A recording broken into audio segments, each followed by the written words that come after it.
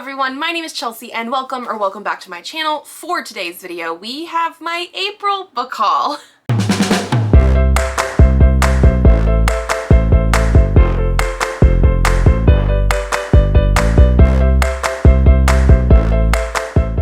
So we have an excessive book haul again. I have books that I actually have hauled in other videos that I will quickly run through, plus some other things that I have never talked about yet. But I have 35 books to talk about today. Again, the ones that I've hauled before, we're gonna run through them quickly. But yeah, I definitely bought some things, and that's why the most recent TBR that I have, the one for May, is all about reading books that I bought this year, because my goal was to read like half of the things that I bought this year in this year, and that is not happening yet. So that is my goal. So I think we will run through the things that I've already hauled before and just sort of show you those before we get into the actual other things that I actually need to show you and talk about. So the first three books that we're going to talk about are from a triple Illumicrate unboxing where I had some pre-orders come in and some subscriptions come in, things like that. So the first one I have here was The Afterlight for March, I want to say it was, because it came in at the very beginning of April, which was Fan Service by Rosie Denon. Like I said, I did unbox this and talk about it before, but this is going to be I'm pretty sure paranormal type of romance with werewolves. So yeah. Then I also got my replacement for the, whatever the Afterlight was from before that, February or whatever, First Time Caller by B.K. Borison, because my dust jacket had a cut like all the way up the spine, so I got a replacement for that one. And then my last one from that video was a pre-order of Holy Terrors by Margaret Owen. This is a YA fantasy. This is the third book in a series where I've only read the first one, but it was like one of my favorite books of the year that I read it. And they're gorgeous. Like, the author does the art. Like, come on. Then I actually had another unboxing of Kickstarter books that I helped fund, which are these ones here. So these are the Guides to Dating Vampires series by Dean Bryn.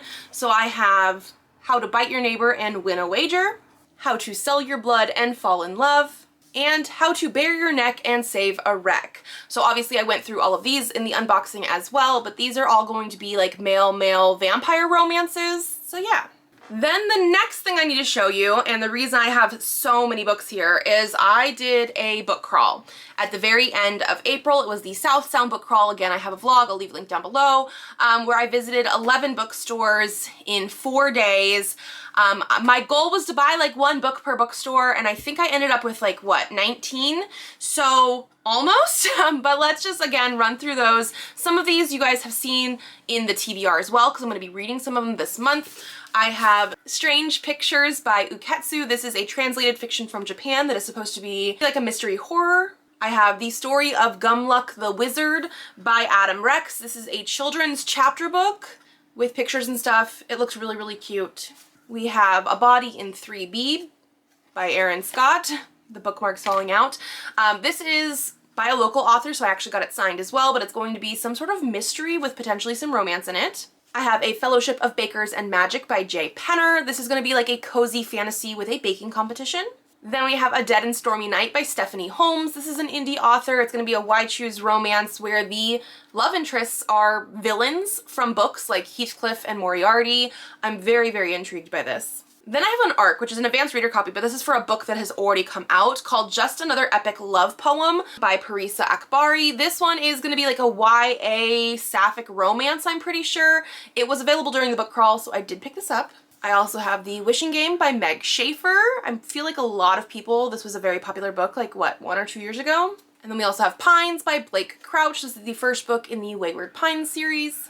I also have Interior Chinatown by Charles Yu. This is going to be a little bit more literary fiction, I'm pretty sure. There is a whole TV show based on it, but the reason I picked it up is it's like written like a screenplay. I'm so intrigued. I also have The Truth According to Ember by Danica Nava. This is going to be a romance, obviously. I think it even says it's a rom-com on here somewhere.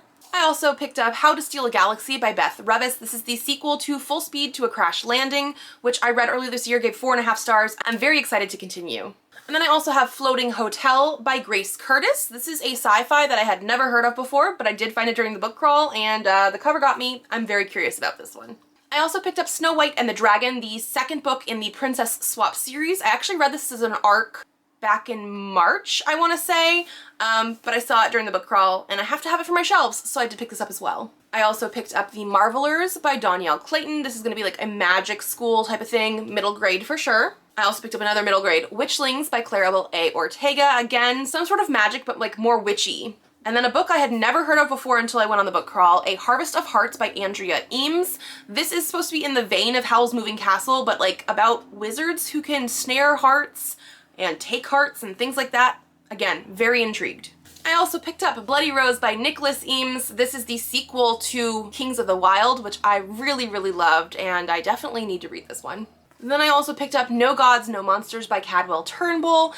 This is an author that I read in the Out There Screaming anthology, and I gave his short story 5 out of 5 stars. So when I saw that he had a book, and I knew he had books, but I saw it during the book crawl, I had to pick it up. I want to try more.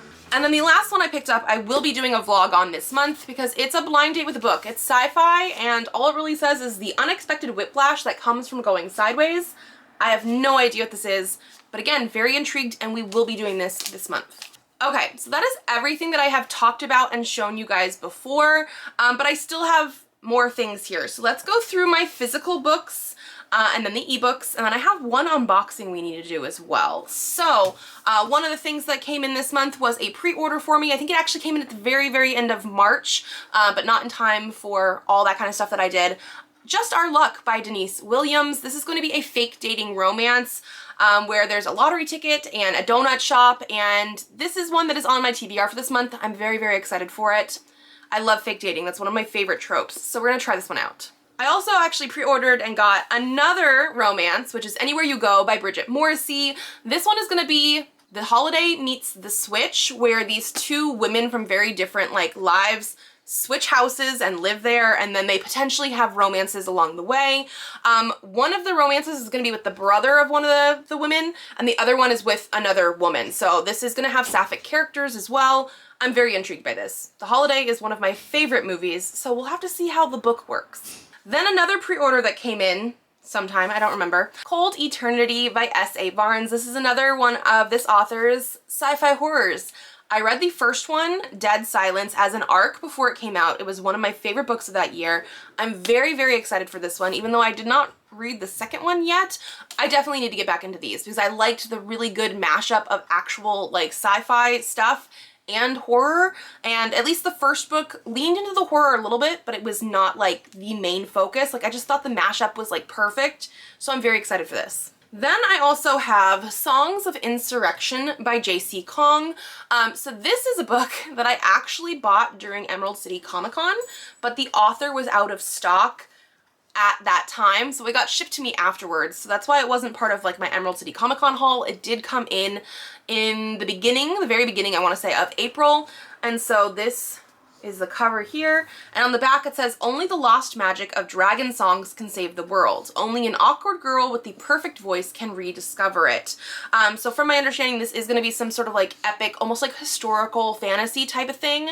We're definitely going to try it out. It is a little bit thick and chunky, which can be a little bit intimidating, but it's under 500 pages. That's not too bad. And then the last book that I have that's a physical one right now, besides the unboxing we need to do, is Crash Test by Amy James. This is actually an ARC for a book that comes out in July. I'm very, very excited for it. I won this during a Goodreads giveaway, so it does happen sometimes, and I'm very excited. It says it's Formula One meets Red, White, and Royal Blue, which I love Red, White, and Royal Blue. I am not a big sports or Formula One type of thing, but they do seem to work in books, you know what I mean? That's not my thing in real life, but reading about that kind of stuff is great. But also it's about these two people that have like this sort of secret relationship. It says 24-year-old Formula One driver Travis Keeping is halfway through an incredible racing season with the championship well within his sights. But when a massive crash in Formula 2 leaves driver Jacob Nichols in critical condition, Travis's world is flipped upside down. No one knows, but he and Jacob have been dating for almost a year. Now the only boy he's ever loved is clinging to life, his F1 team can't understand why his performance is faltering, and he's locked in a cold war with Jacob's parents, who want him as far away from their son as humanly possible. Travis is sure everything will get better when Jacob wakes up, but he soon realizes he underestimated Jacob's parents' influence on their son. As the F1 season barrels on, Travis and Jacob find themselves alone and miserable on opposite sides of the globe. But with some new friends by their sides, both drivers will be pushed outside of their comfort zones and onto a journey of self-discovery, one that just might lead them back to each other in the end. So again, it just really sounds right up my alley. Yeah, I'm just very, very excited I have this. I will be reading it before it comes out, because it's an ARC. And then, like I said, I do actually have one unboxing, but before we get to that, let's talk about the 5 ebooks that I have hauled this month. They were all basically part of Stuff Your Kindle type events. I don't remember exactly what the first one was, but I ended up with like 2 Snow White retelling type of things. That might have to be a vlog eventually. I feel like that's a very popular thing because I also talked about how I hauled Snow White and the Dragon, which is another semi-Snow White sort of retelling thing. So fairy tale retellings are very popular. I am a sucker for them as well, but I don't think I've read very many Snow White ones, and now I have multiple. The first one I picked up during this event thing was Once Upon an Apple by Gabrielle Landy. And so this, like I said, is going to be like a Snow White retelling. It is the first book in the Gallimier Chronicles. Each book is a standalone retelling of a fairy tale. And this one says, a lord's son, a milkmaid, and 7 mischievous goats. After running from her past, Sophia built a new life for herself in the Northlands, taking a job as a milkmaid for the local nobility and creating her own family with the friends she meets at the Cozy Cat Cafe. She spends her days spoiling the goats and finally feels safe, but something is still missing. She wants more than just safety. She wants love and a real family of her own. Lord Caspian Rendon has returned home to, in his father's words, get serious and contemplate his life's path. As a third son, he doesn't have much other than his title, and while the past 2 years of training in the Royal Guard have set him up for a potential career, they haven't done much in the way of finding him a wealthy wife, which had always seemed the more appealing option of the two. When he runs into the beautiful, sweet, and always kind Sophia taking care of his little sister's goats, he begins to realize there's more to life than marrying into wealth. As the baby goats, a mischievous little sister, and fall festival planning keep bringing Caspian and Sophia together, he starts to fall for the goat girl. But when Sophia's mysterious past finally catches up with her, Caspian must make a hard choice. Can he risk it all for love, or will he never see her again? So again, some sort of like loose retelling, it feels like, of Snow White. I love the cover. I'm very, very curious. And then the other one that I picked up is Mirror's Magic by Laura Greenwood. This is an author that, like, when I see that she has stuff out, I grab, because I've read a couple different things by her that I just really enjoyed. And so I haven't read enough. I definitely need to read more. This is book 7 in the Grimm Academy series, but it does say it can be read as a standalone. And it says here, what some might call a fairy tale, others call a curse. Snow spent her whole life waiting for her fairy tale to begin, but when she meets a foreign prince, she discovers the true magic of Grimm Academy and all it can do to stop her prophecy from coming true. With a newborn unicorn, a handsome prince, and the local dressmaker on her side, Snow has a chance to overcome the nerves that have ruled her life, as long as she doesn't take a bite of a poisoned apple.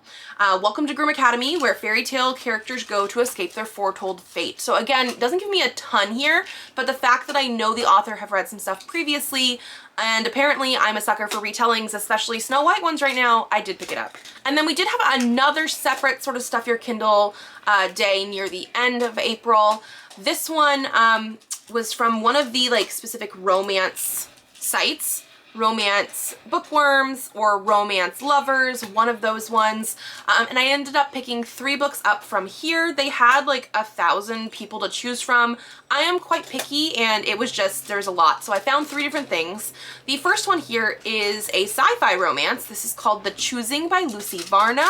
It says, Ziri Mokuru has lived her entire life in the rural village of Arden Hollow on the planet Tursai. While her parents are off having adventures and being very important people, she's struggled simply to find a place where she belongs. One night, she investigates a disturbance in her home and discovers an armor-clad man sorting through her belongings. Her first thought is for her parents' safety, not to question why this man is in her home late at night without even the courtesy of knocking. After all, no one among the trusting Tursai breaks into someone else's home without a good reason. Rin Abid Alna has an excellent reason for sneaking into Ziri's home. After years spent scraping together enough Vud for the bride price, he's finally ready to steal a wife. One look at Ziri's sweet smile and Rin decides no other woman will do. She can fix anything she touches, so why not the loneliness he's lived with since he was enslaved as a young boy? Though Ziri longs for love, she's not so sure she's ready to settle down with the man who kidnapped her, especially after he jumps her into a nest of sweepers, a sinister alien race bent on mayhem and destruction. As the day draws near when she faces Rin's family on the choosing field, Ziri ponders the hardest decision of her life. Fight for Rin and the place he's made for her in his heart, or choose another man as a life mate and risk never knowing love. I will say, I'm not 100% into the kidnapping a bride thing, but from other things that I've read, it does look like this has like some sort of like trials and situation in there. And even though he did kidnap her, he's not like that like alpha male that sometimes happens with those kind of things. So it was a free book. We're gonna try it out and see. The other one that I picked up was Beyond the Filigree Wall by Melissa Wright. This is an author that I have seen around before and I've been curious about it. This one says, a dark curse, a deadly secret, the ill-fated girl at the heart of both.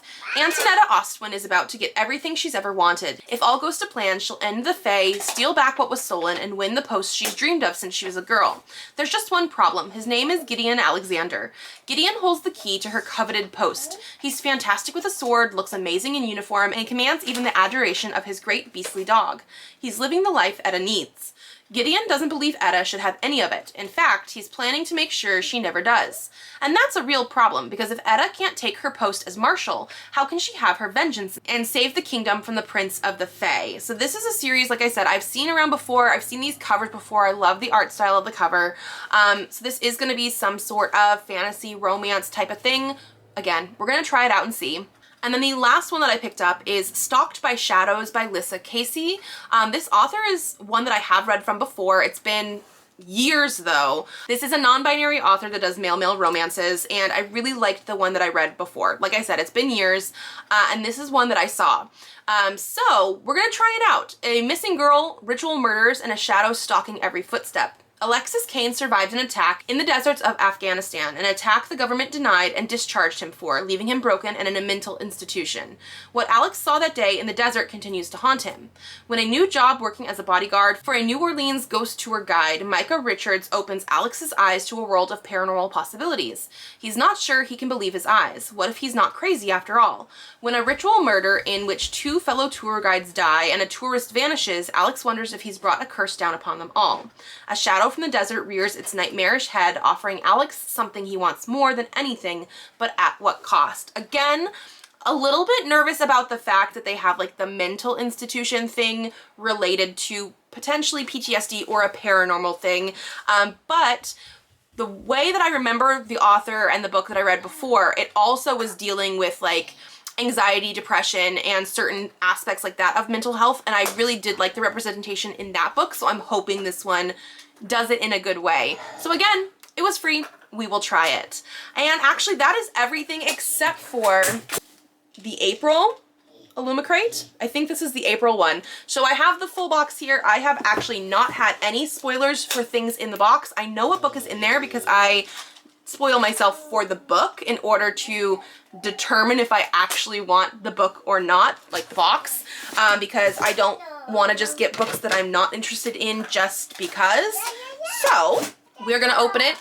This one has been on my shelf waiting for me to unbox it for a while. I was just busy with like the book crawl and everything like that. So you might have seen some of this stuff on other people's channels, but hopefully you stick around and see it anyway. I do not know what's in here. So the theme was Rival Realms.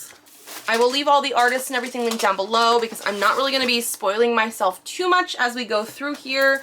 The first thing that we have here is Cosmic Fray Sun Stickers. So this is what the packet looks like, but I don't see what they look like. So we're actually going to have to open this up and see. So in the envelope. Okay. So these are like, yeah, these are like those ones that you could like put on a window or something because it has like the rainbowy nature of it, the prismness. We actually have something like this on our bathroom windows at the front of the house because even though it is on the second story, the window goes straight into like the bathroom area. So the house has these on there, like the whole rainbow. It diffracts the light, you can't see in. So these are actually pretty cool. This is from a series that I have not read, but I like the idea of them because it's not just like little stickers, it's big things and you can put them somewhere. And I just really like the rainbow nature of them. So, this is a tote bag. I think the second thing we have in here seems to be a tote bag. It is very purple. Yes. Okay, this is a really good size tote bag. I like that a lot. It's very wide and it has some sort of pirate ship on there called the Dragon's Dawn. I don't know what this is from. I would have to look that up. Oh, I should have known that. It's from Voyage of the Damned, which was my favorite book of last year. I think maybe it's just the art style and the fact that like we're on the ship the whole time, but I don't know if I ever like fully was like, oh yeah, the ship is called this. But like seriously, my favorite book of last year. And this is a really nice tote bag. I like this. Okay, the next thing is a Valaris jigsaw puzzle. 750 pieces. I like that they do the puzzles to look like books, like the way it opens.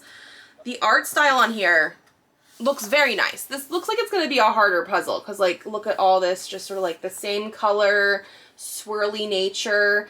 It's gorgeous. I think if you didn't know what book this was from, you wouldn't necessarily know it was from a book series. Like this doesn't seem like a very like fan-to-me puzzle necessarily.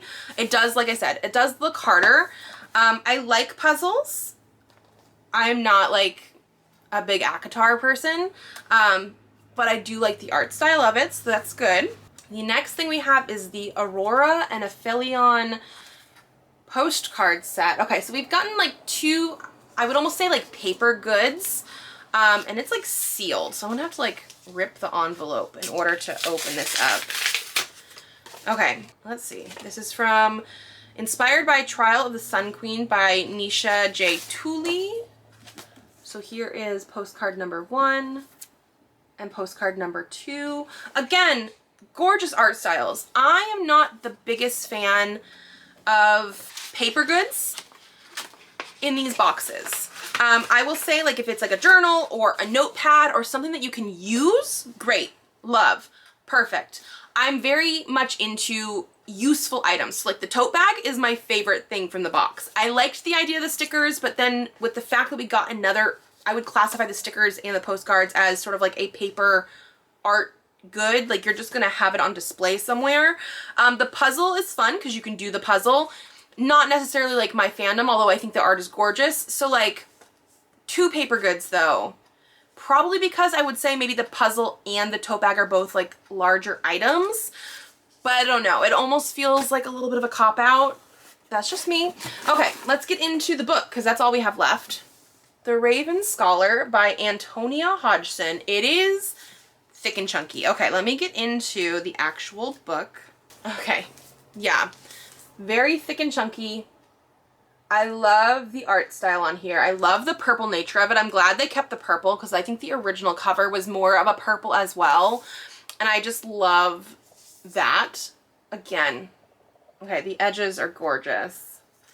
Here's like the bottom and the top. So like it does go like all the way around, which is great. In the back, does have a quote. It says, "Win the throne, destroy an empire. Either way, it begins with murder." So maybe not a quote, but like a hint of the book. Let's see. Ooh, okay. Underneath the dust jacket, naked hardcover. Gorgeous, gorgeous naked hardcover. Like, it's just so cool. And then we do have end papers. So here is the front end papers. And the back ones, again, gorgeous art style. You can tell these are done by different artists, but like everything is really, really nice. It is going to be signed as well. And I do want to say, I think this is like the first book in a new epic fantasy type of series. And yeah, it is huge. But I will say, based on like the font and the text size, it's actually not like too crazy. It is over 600 pages, but I think it just feels like extra thick and big because the pages are a very good quality and it's not like super tiny font. Like if they really wanted to have less pages, they could have, but it feels nice. And I knew what this book was about when I said, yes, I will buy it from Illumicrate, but I don't know anymore. So we're gonna read here the summary.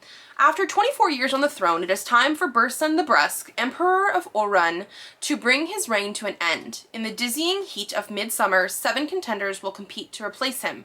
Trained at rival monasteries, each contender is inspired by a sacred animal: fox, raven, tiger, ox, bear, monkey, and hound.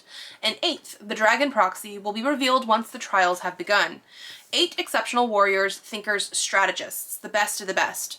Then one of them is murdered. It falls to the brilliant but idiosyncratic Nima Kra to investigate. But as she hunts for a killer, darker forces are gathering. If Nima succeeds, she could win the throne whether she wants it or not. But if she fails, she will sentence herself to death and set in motion a sequence of events that could doom the empire. Yeah. Very, very intrigued. Obviously, I know this is going to be different than Voyage of the Damned, but Voyage of the Damned had something similar where we had different people that represented their different like countries in this fantasy world. They were each represented by like a different animal, and while they were on this journey, so not like a trials, but like a journey, one of them is murdered and things go from there. And I really, really love that one. I know it's going to be different, but I like the setup of that, and that was definitely why I got it. And it does have a 1 up here. Like this is going to be the first book in an epic fantasy thing, whereas like Voyage of the Damned was one and done, standalone.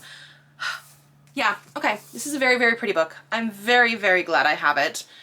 It's gonna be intimidating. Let's see how long that sits on my shelves, because it is one of the chunkier books that I have.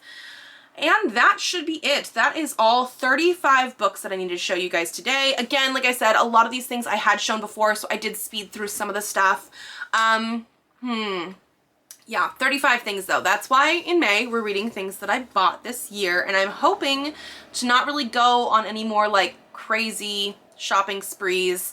I do have some like other pre-order books that are going to be coming in throughout the year, but otherwise I'm like locking down my wallet. Hopefully, yes. And yeah, that's gonna be it for today. If you guys like this video, give it a thumbs up to let me know. Subscribe to this channel if you'd like to see more videos. I do have videos coming out Tuesdays, Thursdays, and Saturdays, so I will see you then. Bye.